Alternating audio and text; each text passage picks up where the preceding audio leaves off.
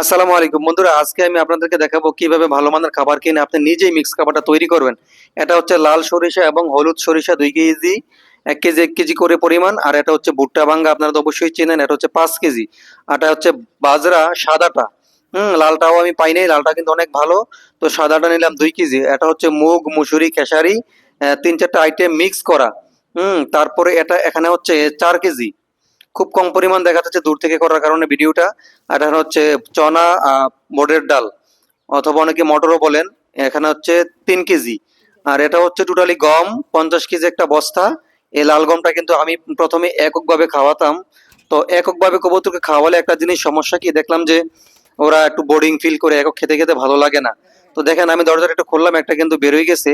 সবগুলা বেরোলে তো এখন কাজটাকে লন্ডভন্ড করে দেবে। আমি খাবারটাকে টোটালি মিক্স করব। সাথে আমার আম্মা আমাকে সহযোগিতা করতেছে। তো এই সরিষাটা নিয়ে নিলাম, এখন লাল এবং হলুদ সরিষাটা প্রথমে উপরে দিয়ে দিচ্ছি। আর আমি বলে রাখি, সকালে কিন্তু আমি কিনে নিয়ে আসছি, আইনেই কিন্তু ছাদে শুকানোর জন্য দিয়ে দিছি, একদম টোটালি শুকনা। তো আম্মা আবার বলতেছে গম কিছু ভাইজা খাওয়ার জন্য। তো এখানে ভালো যেগুলো সেখান থেকে 1-1.5 কেজি পরিমাণ রেখে দিলাম। তো সারাদিন রৌদ্রে শুকানোর পরে আপনি কিন্তু এই মিক্সটা আমি বিকেল বেলা করতেছি, কেননা রৌদ্রে দেওয়ার কারণ হচ্ছে বিভিন্ন পোকা টোকা থাকলে এগুলো চলে যায় বা মারা যায়। অনেক হিট করছি, যে কোনো পাঙ্গাস টাঙ্গাস বা অন্য কিছু থাকে, এগুলো কিন্তু চলে যায়। আপনারা কিন্তু অবশ্যই এটা করে নেবেন।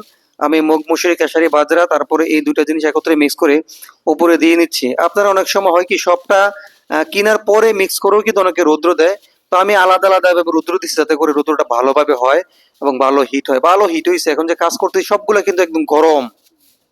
তো আপনারা চেষ্টা করবেন বাজার থেকে আনার পরে কিন্তু আবার অবশ্যই রৌদ্রে শুকাতে, কেননা রৌদ্রে শুকালে হয় কি, আপনার যে অনেক সময় কেরি পোকা বা বিভিন্ন পোকা কিন্তু গমের মধ্যে থাকে পুরান গম হইলে।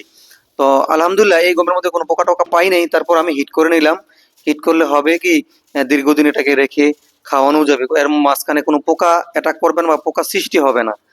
তো এটা অবশ্য নিয়ম আমাদের, কিন্তু যে খাবার 15 দিন পর অথবা 1 মাস পর পর বেশি খাবার থাকলে ওগুলা মাঝে মধ্যে রৌদ্রে দিয়ে শুকিয়ে আবার খাবার দেওয়া, এটা কিন্তু নিয়ম। তো আসলে আমরা তো ভালো খাবার খাবার কিনি না, আর এর মধ্যে ওদেরকে কি এত যত্ন করবো কোথা থেকে?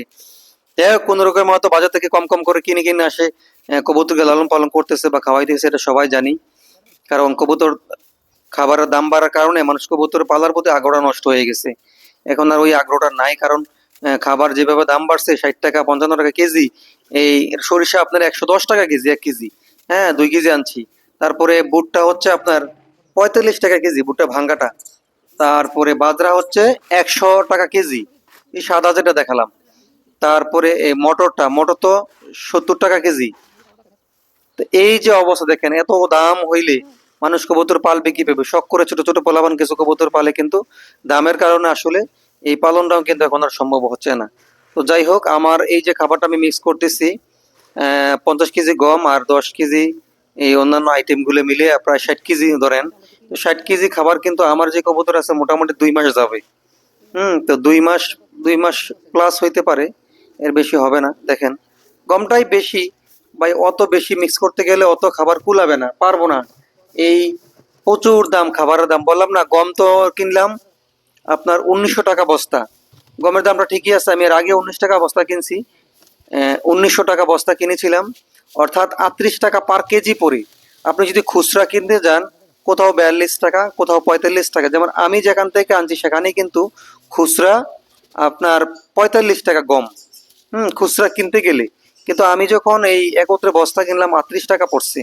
তো আপনি চেষ্টা করবেন একত্রে কেনার জন্য, যেহেতু কবুতর পালেন বা গমটা লাগবে আপনার। 1 কেজি 2 কেজি বা 5 কেজি কিনে কিন্তু আসলে বিরক্তিকর, প্রত্যেক বেলা বাজারে যাওয়া লাগে বা প্রতি সপ্তাহে আপনি বাজারে গিয়ে আবার আনতে হয়। তো এর জন্য ভালো হচ্ছে কি, বস্তাটা ক্রয় করে রিক্সাতে একদম নিয়ে আসবেন। এটাই হচ্ছে বেস্ট, মানে আমার পরামর্শ আর কি আপনাদেরকে দিলাম। যদি ভালো লাগে পরামর্শটা ব্যবহার করতে পারেন। তো এইভাবে এই নিয়মে করলে হয় কি, আপনার খরচটা একটু হলেও সাশ্রয়ী হয়। মনে করেন আমার 38 টাকা পড়ছে, এখন রিক্সা ভাড়া খরচটা যদি আমি যোগ করি, তাহলে আমার ধরেন 40 টাকা পার কেজি মিক্স খাবারটা পড়ছে। অথচ এই সেম খাবারটা আমি যদি বাজার থেকে কিনতে যাই 55 টাকা কেজি। দেখেন আমি কিন্তু এই প্রতি কেজিতে 10 টাকা সেভ করতে পারতেছি। সুতরাং 60 কেজিতে আপনি সেভ করেন কত টাকা সেভ হয়। যাই হোক, দেখতেছেন আমি অর্ধেকটা খাবার ড্রামে ভরে কবুতর ঘরে রেখে দিয়েছি, এটা কন্টিনিউ খাওয়াবো। আর বাকি অর্ধেকটা কিন্তু বস্তা, যে গমের বস্তাটা আমি বের করছিলাম ওই গমের বস্তাতে ঢুকাইয়া এখন সংরক্ষণ একটা জায়গায় রেখে দেবো। এটা শেষ হলে পরে আবার ইনশাল্লাহ বাইর করবো। তো যাই হোক, এখন যেহেতু উঠানো কমপ্লিট হয়ে গেছে, কবুতরগুলো ছেড়ে দিলাম। মানে বাহিরে যে অবশিষ্ট কিছু ছিঁড়া ছটাইয়া পড়ে আছে এগুলো কিন্তু এরা টোকাই ফেলবে, একদম ক্লিন করে ফেলবে। তো যাই হোক ভাই, কবুতর আসলে বিশাল লাভ নাই, তবে যতটুকু লাভ হয় আলহামদুলিল্লাহ নিজের শখটা পূরণ হয়। আপনাদেরকে দেখানোর চেষ্টা করি। ভিডিওটি কেমন হলো বা কোনো কিছু জানার থাকলে অবশ্যই কমেন্ট করে জানাবেন, আমি আপনাদেরকে সহযোগিতা